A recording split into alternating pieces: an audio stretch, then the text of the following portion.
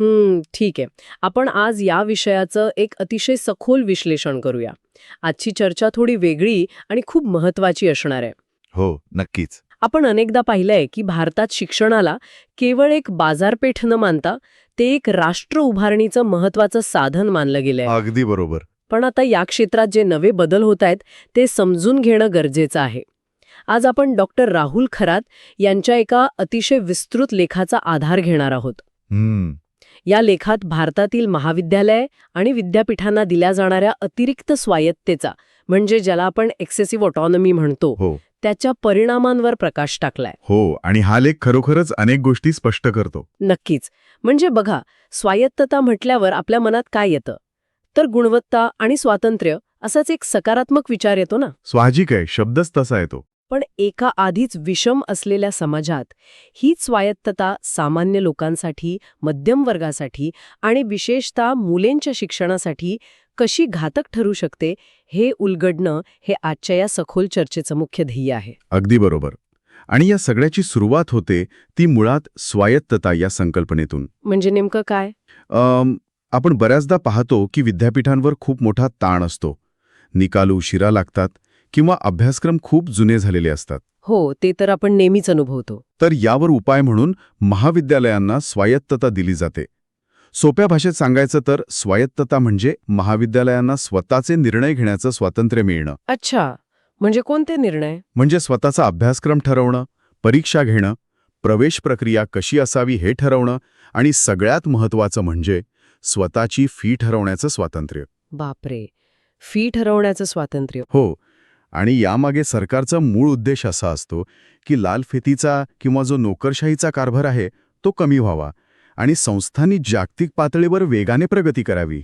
बरं, तसं पाहिलं तर हा उद्देश चांगला वाटतोय. कागदावर तो खूप चांगला वाटतो, पण डॉक्टर खरात यांच्या लेखानुसार यात एक अत्यंत भयंकर अट घातली गेली आहे. कोणती अट?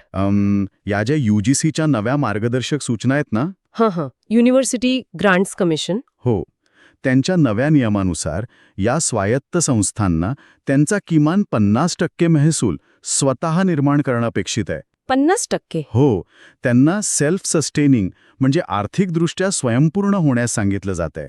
आणि इथूनच खऱ्या समस्येला सुरुवात होते. एक मिनिट, मला हे एका साध्या उदाहरणातून समजून घ्यायचंय. हे एखाद्या सार्वजनिक उद्यानासारखं आहे ना? म्हणजे कसं?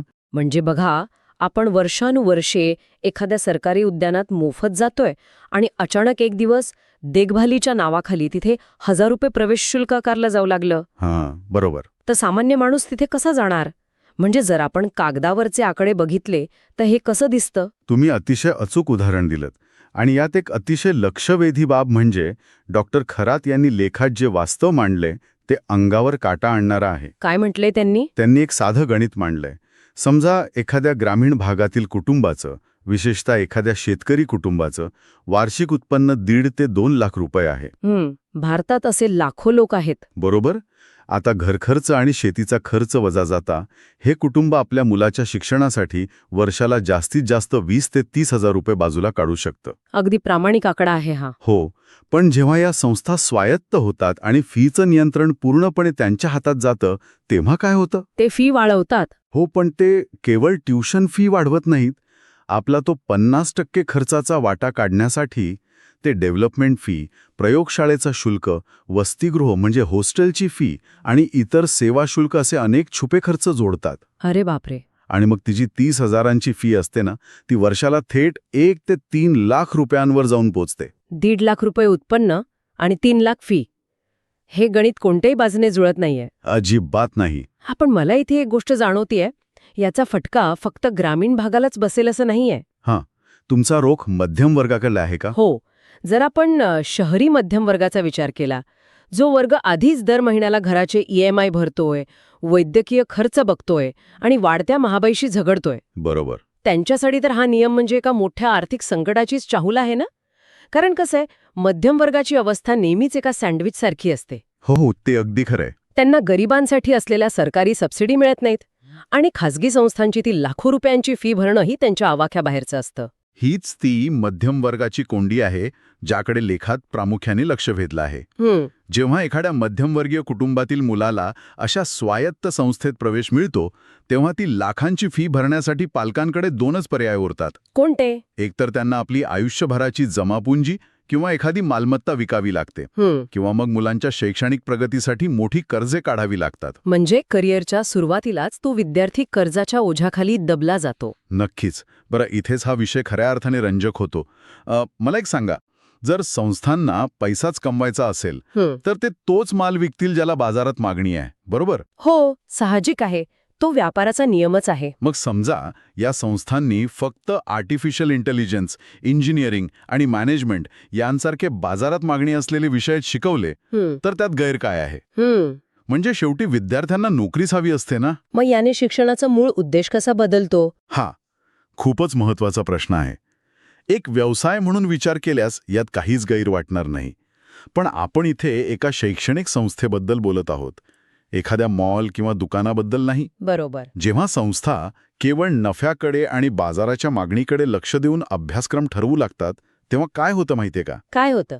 ज्या विषयांमधून लगेच पैसा किंवा प्लेसमेंट मिळत नाही ते विषय हळूहळू हद्दपार व्हायला लागतात. म्हणजे कोणते विषय? जसं की इतिहास, समाजशास्त्र, तत्वज्ञान, साहित्य आणि विशेषतः मराठी किंवा संस्कृतसारख्या प्रादेशिक भाषा यांच्याकडे पूर्णपणे दुर्लक्ष होतं. अच्छा, कारण हे विषय त्यांना नफा कमवून देत नाहीत. एक्झॅक्टली. यावर लेखात एका अत्यंत महत्वाच्या तत्वज्ञानाचा उल्लेख केला आहे. कोणता? प्राचीन काळापासून आपल्याकडे सा विद्या या विमुक्तये म्हणजे शिक्षण ते जे माणसाला अज्ञानातून मुक्त करतं हा पारंपरिक विचार होता. हो, हे आपण ऐकलेलं आहे. पण आता या नव्या व्यावसायिक व्यवस्थेत या विचाराची जागा रोजगार विकत घेण्यासाठी शिक्षण या विचाराने घेतली आहे. बापरे, रोजगार विकत घेण्यासाठी शिक्षण. हो, आणि यातला सर्वात मोठा वैचारिक बदल म्हणजे विद्यार्थी आता ज्ञानार्थी राहिलेला नाही, तो एक ग्राहक बनला आहे. कन्झ्युमर. हो, आणि शिक्षक हे केवळ सेवा पुरवठादार म्हणजे सर्व्हिस प्रोव्हायडर बनले आहेत. हे खूपच विदारक चित्र आहे. म्हणजे जर शिक्षण केवळ एक महागडं उत्पादन बनत असेल तर साहजिकच ज्याच्या खिशात पैसा आहे तोच ते घेऊ शकेल. अगदी बरोबर. पण ऐतिहासिकदृष्ट्या पाहिलं तर भारतातील सार्वजनिक संस्था या समाजाला एका समान पातळीवर आणण्याचं काम करत होत्या ना. हो, तोच त्यांचा मूळ गाभा होता. एकाच बाकावर विविध आर्थिक स्तरातून आलेले विद्यार्थी एकत्र शिकायचे. पण आता या नव्या व्यवस्थेमुळे ही सामाजिक दरी कशी वाढेल? जर आपण हे एका मोठ्या संदर्भाशी जोडलं तर याचं गांभीर्य लक्षात येईल. जेव्हा शिक्षण महाग होतं तेव्हा SC, ST, OBC आणि आर्थिकदृष्ट्या दुर्बल घटकांना या प्रवाहातून पद्धतशीरपणे बाहेर फेकलं जाण्याचा धोका निर्माण होतो. म्हणजे त्यांना प्रवेश मिळणं कठीण होईल. हो, आणि विशेषतः ग्रामीण विद्यार्थ्यांच्या समस्यांवर लेखात खूप भर दिला आहे. त्यांच्यासाठी तर हे आणखी अवघड असेल. नक्कीच, कारण त्यांच्याकडे आधीच कमकुवत इंटरनेट असतं, प्रवासाच्या समस्या असतात आणि कुटुंबाचं उत्पन्न कमी असतं.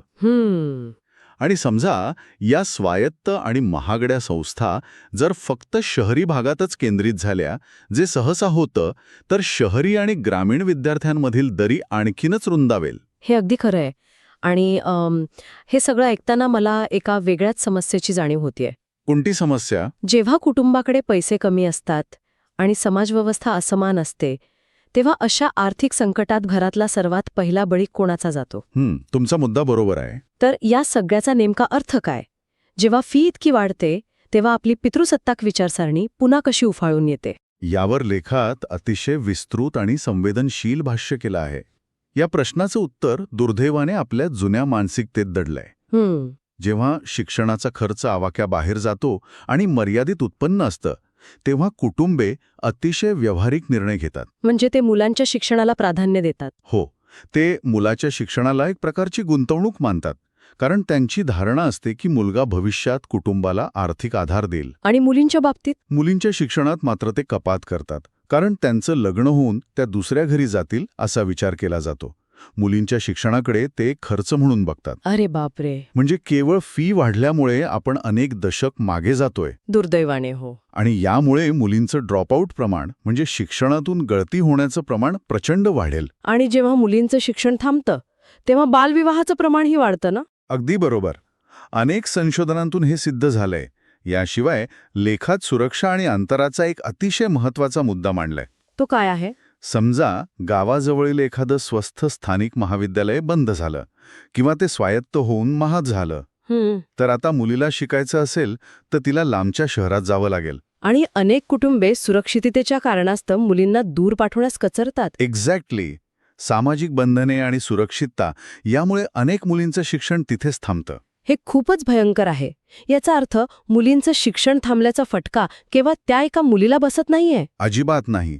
याचे खूप व्यापक परिणाम होतात. म्हणजे कसे? जेव्हा एखाद्या मुलीचं शिक्षण थांबतं तेव्हा त्याचा थेट परिणाम जन्मदारावर म्हणजे फर्टिलिटी रेट्सवर होतो, तिच्या स्वतःच्या आणि मुलांच्या आरोग्यावर होतो आणि पर्यायाने भावी पिढ्यांच्या सामाजिक प्रगतीवर होतो. थोडक्यात सांगायचं तर हे एका अर्थाने राष्ट्रीय विकासाचंच मोठं नुकसान आहे. खरंय. पण मग मला एक सांगा, जर सामान्य नागरिकांचं आणि मुलींचं इतकं नुकसान होत आहे, तर या संपूर्ण प्रक्रियेत राज्याची किंवा सरकारची भूमिका काय आहे? म्हणजे यामागे सरकारचा उद्देश कदाचित स्वतःवरील आर्थिक भार कमी करून संस्थांना स्वयंपूर्ण बनवणं हा असू शकतो का? यामुळे एक अत्यंत महत्त्वाचा प्रश्न निर्माण होतो आणि लेखातील राजकीय अंगाचं विश्लेषण याच मुद्द्यावर बोट ठेवतं. काय म्हटलं त्यात? मुळात भारतीय संविधानाच्या चौकटीत शिक्षण ही एक सार्वजनिक जबाबदारी आहे. बरोबर. पण या स्वयंपूर्णतेच्या म्हणजे सेल्फ सस्टेनेबिलिटीच्या नावाखाली सरकार परवडणाऱ्या शिक्षणाच्या जबाबदारीतून अंग काढून घेत असल्याचा मोठा धोका लेखात वर्तवला आहे. अच्छा, म्हणजे सरकार हळूहळू हात झटकते. हो. आणि जर सरकारने संस्थांना निधी देणं कमी केलं तर संस्था पैसे कुठून आणणार? साहजिकच ते कॉर्पोरेट्स आणि खासगी गुंतवणूकदारांकडे जातील. अगदी बरोबर. संस्थांना पैशांसाठी कॉर्पोरेट्स आणि उद्योगांवर अवलंबून राहावं लागेल. आणि यातला सर्वात मोठा धोका कोणता माहितीये? कोणता? जेव्हा खासगी कंपन्या पैसा देतात तेव्हा त्या पैशासोबतच ते स्वतःचा अजेंडाही घेऊन येतात. म्हणजे ते अभ्यासक्रमात हस्तक्षेप करतात? हो. याचा परिणाम असा होतो की संशोधनाचे विषय आणि अभ्यासक्रम हे राष्ट्रीय गरजेनुसार किंवा समाजाच्या भल्यासाठी ठरत नाहीत. मग कसे ठरतात? ते बाजाराच्या फायद्यानुसार ठरवले जातात. त्या विशिष्ट कंपनीला कोणते कामगार हवे आहेत त्यानुसार अभ्यासक्रम बदलले जातात. हे तर महाविद्यालयांना खासगी कंपन्यांचं ट्रेनिंग सेंटर बनवण्यासारखं झालं. अगदी तसंच. आणि इथेच शिक्षणाचा मूळ आत्मा हरवतो. बरं, आता आपण चर्चेच्या शेवटाकडे येत आहोत. या संपूर्ण विश्लेषणावरून एक गोष्ट नक्की स्पष्ट होते. कोणती? स्वायत्तता स्वतःहून काही वाईट नाहीये. ती गुणवत्ता आणि नाविन्य नक्कीच आणू शकते. हो, जर ती योग्य प्रकारे राबवली तर. पण सामाजिक असमानता, आर्थिक दरी आणि लैंगिक भेद असलेल्या आपल्या भारतात कोणत्याही नियमनाशिवाय म्हणजे अनरेग्युलेटेड स्वायत्तता दिली तर ती लोकशाहीच्या मूळ हेतूलाच धक्का पोचवू शकते. हे अगदी अचूक निरीक्षण आहे आणि म्हणूनच लेखात यावर काही उपायही सुचवले आहेत. काय उपाय आहेत? सर्वात महत्त्वाचं म्हणजे फी नियंत्रण असावं. दुसरं म्हणजे भक्कम शिष्यवृत्ती म्हणजे स्कॉलरशिपची व्यवस्था उभी करावी. जेणेकरून गरीब विद्यार्थ्यांना आधार मिळेल. हो. आणि सार्वजनिक निधीचा म्हणजे सरकारी पैशांचा पाठिंबा संस्थांना मिळणं अत्यंत आवश्यक आहे. नक्कीच. ही चर्चा ऐकणाऱ्या प्रत्येकासाठी खूप महत्वाची आहे. कारण कसं आहे, शिक्षण हा काही विशेषाधिकार नाहीये. तो एक अधिकार आणि सामाजिक गुंतवणूक आहे. अगदी बरोबर. उद्याचा समाज कसा घडेल हे आजच्या या शैक्षणिक धोरणांवरच अवलंबून असणार आहे. होय. हे आपण विसरता कामा नये. आज आपण या सर्व गुंतागुंतीच्या विषयाचं सखोल विश्लेषण केलं. पण जाता जाता मी आपल्या श्रोत्यांना एका नव्या आणि थोड्या अस्वस्थ करणाऱ्या विचारावर सोडणार आहे. आपण पाहिलं की जर स्वायत्त महाविद्यालये पूर्णपणे नफातोट्यावर चालणाऱ्या खासगी कंपन्यांसारखी वागू लागली, बरोबर, आणि विद्यार्थी केवळ एक ग्राहक म्हणजे कन्झ्युमर बनले, तर मला सांगा उद्या महाविद्यालयांमधील विद्यार्थी संघटना आणि लोकशाही चळवळींचं काय होईल? हा खूपच मोठा प्रश्न आहे. हो ना. कारण ग्राहकांना अन्याय झाल्यावर संप किंवा आंदोलन करण्याचा अधिकार असतो का? की एखाद्या खासगी कंपनीसारखी त्यांची सबस्क्रिप्शन थेट रद्द केली जाईल? विचार करायला लावणारा मुद्दा आहे. नक्कीच. यावर सर्वांनी नक्की विचार करा. आपण पुन्हा भेटूया अशाच एका नव्या सखोल चर्चेत. तोपर्यंत धन्यवाद.